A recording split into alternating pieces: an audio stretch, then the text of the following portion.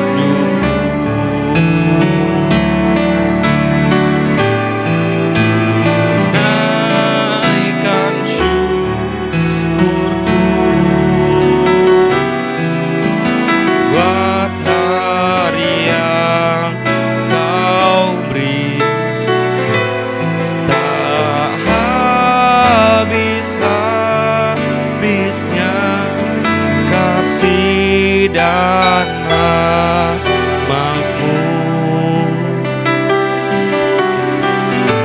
selalu baru dan tak pernah terlambat. Pertolongan-Mu besar, setia-Mu di sepanjang hidupku. Besar setia-Mu di sepanjang hidupku. Besar setia-Mu di sepanjang hidupku. Mari kita sembah Dia. Haleluya. Haleluya. Terima kasih Tuhan. Yesus Raja. Haleluya. Haleluya. Terima kasih Tuhan. Haleluya. Haleluya. Haleluya. Terima kasih Tuhan. Terima kasih Tuhan. Haleluya. Haleluya. Hanya Kau yang layak kami sembah. Haleluya. Terpujilah nama-Mu. Terima kasih. Terima kasih Tuhan. Haleluya. Haleluya. Haleluya.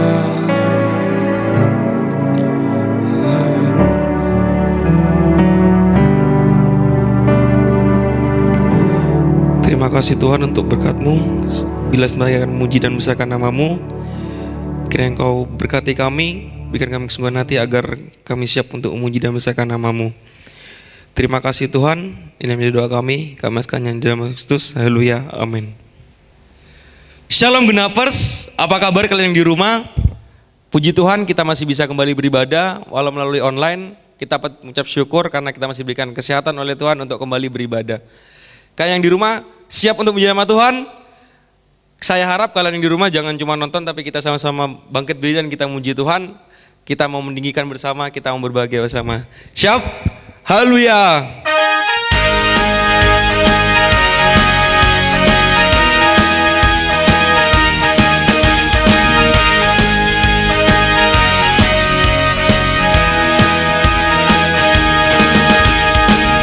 Tiada berkesudahan kasih setia-Mu Tuhan, selalu baru rahmat-Mu bagiku.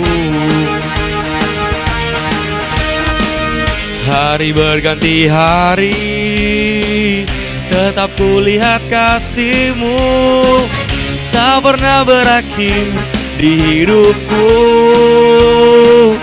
Tuhan Yesus baik, sungguh amat baik, untuk selama-lamanya. Tuhan Yesus baik, tiada berkesudahan kasih setia-Mu Tuhan, selalu baru rahmat-Mu bagiku. Hari berganti hari, tetap kulihat kasih-Mu, tak pernah berakhir di hidupku. Tuhan Yesus baik, sungguh amat baik, untuk selama-lamanya. Tuhan Yesus baik, Tuhan Yesus baik, sungguh amat baik, untuk selama-lamanya. Tuhan Yesus baik, Tuhan Yesus baik, sungguh amat baik, untuk selama-lamanya. Tuhan Yesus baik.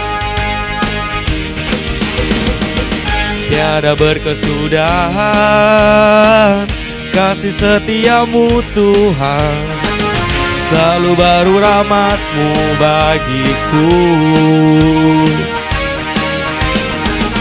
Hari berganti hari, tetap kulihat kasih-Mu, tak pernah berakhir di hidupku.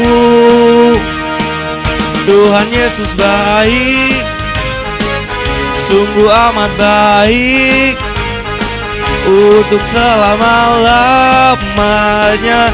Tuhan Yesus baik, Tuhan Yesus baik, sungguh amat baik, untuk selama-lamanya.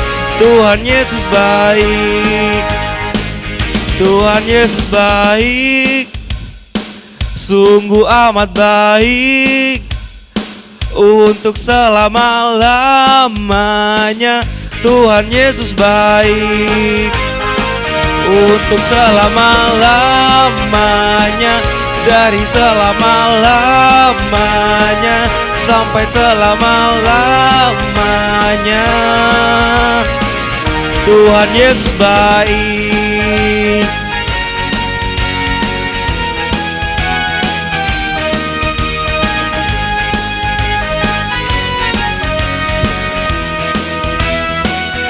Tuhan Yesus baik.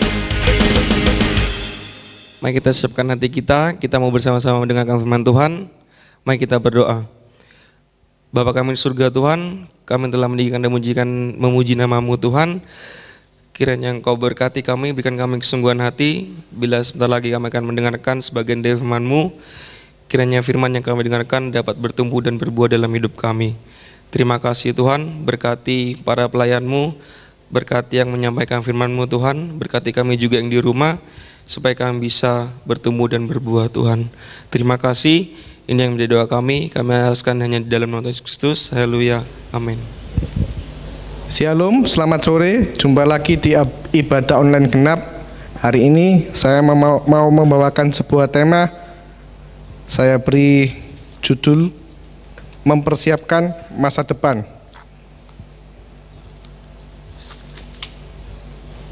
Masa depan kita ditentukan dengan apa yang kita lakukan hari-hari ini. Apa yang kita lakukan hari ini akan menentukan 5 tahun, 10 tahun ke depan kita akan menjadi apa. Karena kebiasaan kita adalah buah dari apa yang kita lakukan hari ini. Dan buah itu biasanya kita lakukan dengan yang namanya kebiasaan-kebiasaan. Kebiasaan-kebiasaan yang kita miliki itu cenderung ada 2 macam. Kebiasaan yang baik dan kebiasaan yang buruk. Dan setiap kita pasti memiliki sebuah kebiasaan yang rutin. Seringkali kita menganggap sepele setiap kebiasaan-kebiasaan kita. Kita menganggap enteng, kita menganggap remeh. Oh, itu udah sebuah rutinitas yang aku lakukan. Dan yang perlu kita ketahui bahwa selama kita hidup 40-60% setiap hal yang kita lakukan setiap hari itu adalah rutinitas yang sama. Contoh, kita setiap hari bangun pagi, berdoa, mungkin pergi ke sekolah, mungkin kalau sekarang sekolah online sampai siang. Begitupun seterusnya berlanjut hari demi hari, minggu demi minggu, dan bulan demi bulan. Kita melakukan sesuatu hal yang rutin yang sama. Dan seringkali kita meremehkan apa yang sudah kita lakukan hari-hari itu. Dan setiap kita, saya percaya setiap anak muda di tempat ini pasti ingin menjadi orang yang sukses. Mungkin kita bercita-cita menjadi atlet yang sukses, menjadi pengusaha yang sukses, menjadi murid yang sukses. Dan perlu kalian ketahui bahwa setiap atlet yang sukses Setiap juara dunia yang ada, mereka mempunyai kebiasaan yang sama yang mereka lakukan setiap hari. Profesor yang sukses mempunyai kebiasaan-kebiasaan yang mengantarkan mereka kepada kesuksesan mereka. Atlet-atlet yang sukses yang memenangkan setiap perlombaan-perlombaan yang besar mempunyai kebiasaan-kebiasaan rutin yang mereka lakukan setiap hari. Kita buka di Efesus 4 ayat 28 sampai 32. Orang yang mencuri, janganlah ia mencuri lagi, tetapi baiklah ia bekerja keras dan melakukan pekerjaan yang baik dengan tangannya sendiri, supaya ia dapat membagikan sesuatu kepada orang yang berkekurangan. Janganlah ada perkataan kotor keluar dari mulutmu, tetapi pakailah perkataan yang baik untuk membangun di mana perlu, supaya mereka yang mendengarnya beroleh kasih karunia. Dan janganlah kamu mendukakan Roh Kudus Allah yang telah memeteraikan kamu menjelang hari penyelamatan. Segala kepahitan, kegeraman, kemarahan, pertikaian, dan fitnah hendaklah dibuang dari kamu. Demikian pula segala kejahatan. Tetapi hendaklah kamu ramah seorang terhadap yang lain, penuh kasih mesra dan saling mengampuni, sebagaimana Allah di dalam Kristus telah mengampuni kamu. Di sini kita diajar, orang yang mencuri janganlah ia mencuri lagi. Kebiasaan yang buruk seorang pencuri. Di Efesus diajarkan janganlah kamu mencuri lagi, tetapi juga diajarkan di sini. Tetapi baiklah ia bekerja keras dan melakukan pekerjaan yang baik dengan tangannya sendiri. Sesuatu kebiasaan yang buruk tidak akan pernah berhenti, tidak akan pernah tergantikan kalau kita tidak melakukan sesuatu menggantinya dengan sesuatu yang baik. Ayat 29 dikatakan janganlah ada perkataan kotor keluar dari mulutmu. Janganlah kita mengumpat berkata kotor. Mungkin hari-hari ini kita biasa mengumpat, hari-hari ini kita biasa berbicara kotor. Tetapi di Efesus dikatakan, diajarkan perkataan, tetapi pakailah perkataan yang baik untuk membangun di mana perlu, supaya mereka mendengarnya beroleh kasih karunia. Kita dituntut untuk mengubah kebiasaan kita berbicara kotor, harus diubah untuk memakai perkataan yang baik untuk membangun saudara seiman kita. Ya kan? Seringkali kita memiliki kebiasaan yang buruk yang sulit diubah, karena itu sudah menjadi rutinitas kita sehari-hari. Ya. Seringkali kita melihat orang-orang yang besar, orang-orang yang dipakai Tuhan dahsyat, orang-orang yang memenangkan juara dunia, tanpa kita mau mengetahui hal-hal apa yang sudah dilakukan oleh mereka. Contohnya, saya ambil dari Daud. Kita tahu Daud yang kecil melawan Goliat yang besar, tapi kita tidak tahu kebiasaan apa yang sudah dilakukan oleh Daud sebelum itu. Mari kita buka di 1 Samuel 17 ayat 32 sampai 37. 1 Samuel 17 ayat 32 sampai 37. Berkatalah Daud kepada Saul, janganlah seseorang menjadi tawar hati karena dia. Hambamu ini akan pergi melawan orang Filistin itu. Tetapi Saul berkata kepada Daud, tidak mungkin engkau dapat menghadapi orang Filistin itu untuk melawan dia. Sebab engkau masih muda, sedang dia sejak dari masa mudanya telah menjadi prajurit. Ayat 34, perhatikan di sini apa yang Daud katakan. Tetapi Daud berkata kepada Saul, hambamu ini biasa, saya ulangi ya, hambamu ini biasa mengembalakan kambing domba ayahnya. Apabila datang singa atau beruang yang menerkam seekor domba dan dari kawanannya, maka aku mengejarnya, menghajarnya dan melepaskan domba itu dari mulutnya. Kemudian apabila ia berdiri menyerang aku, maka aku menangkap janggutnya lalu menghajarnya dan membunuhnya. Baik singa maupun beruang telah dihajar oleh hambamu ini, dan orang Filistin yang tidak bersunat itu, ia akan sama seperti salah satu daripada mereka binatang itu, karena ia telah mencemooh barisan daripada Allah yang hidup. Pula kata Daud, Tuhan yang telah melepaskan aku dari cakar singa dan dari cakar beruang, dia juga akan melepaskan aku dari tangan orang Filistin itu. Kata Saul kepada Daud, pergilah, Tuhan menyertai engkau. Di sini dikatakan Daud biasa, dia biasa melawan singa, melawan beruang dengan tangan kosong. Dia biasa melawan mereka, bahkan membunuh mereka. Ya, seringkali kita melihat Daud, wah Daud hebat melawan Goliat yang besar. Tapi kita tidak tahu ketika dia menjaga ternak dari ayahnya. Dia sudah biasa melawan singa, biasa melawan beruang, bahkan membunuh mereka. Seringkali kita juga kepengen sukses seperti orang-orang yang ada, tetapi kita tidak mau membangun kebiasaan-kebiasaan yang baik. Kita tidak mau menciptakan rutinitas yang mereka lakukan. Ya.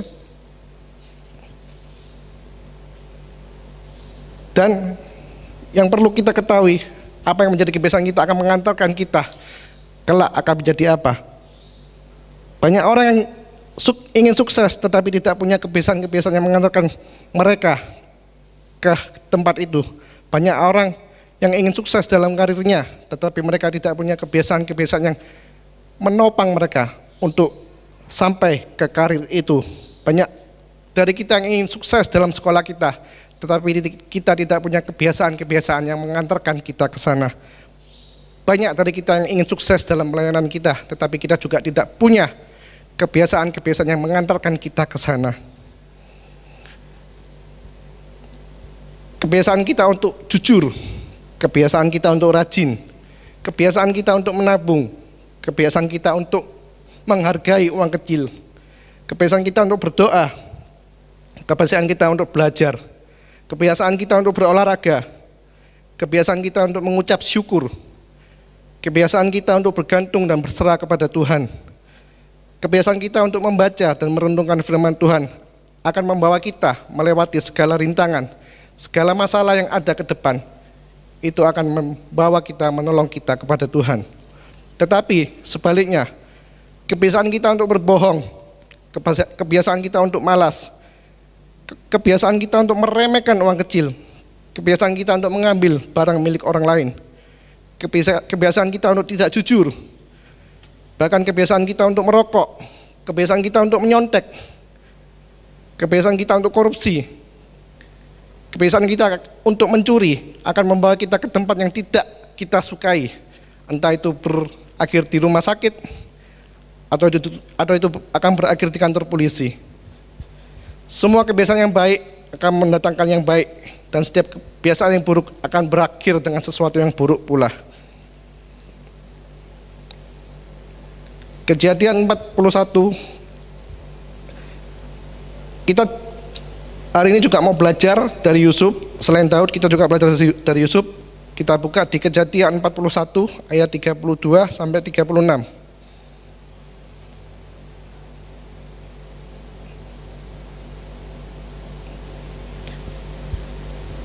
Kejadian 41 ayat 32 sampai 36. Sampai 2 kali mimpi itu diulangi bagi tuanku Firaun, berarti hal itu telah ditetapkan oleh Allah dan Allah akan segera melakukannya. Oleh sebab itu baiklah tuanku Firaun mencari seorang yang berakal budi dan bijaksana dan mengangkatnya menjadi kuasa atas Mesir. Baiklah juga tuanku Firaun berbuat begini, yakni menempatkan penilik-penilik atas negeri itu, dan dalam ke-7 tahun kelimpahan itu memungut 1/5 dari hasil tanah Mesir. Mereka harus mengumpulkan segala bahan makanan dalam tahun-tahun baik yang akan datang ini, dan di bawah kuasa tuanku Firaun menimbun gandum di kota-kota sebagai bahan makanan serta menyimpannya.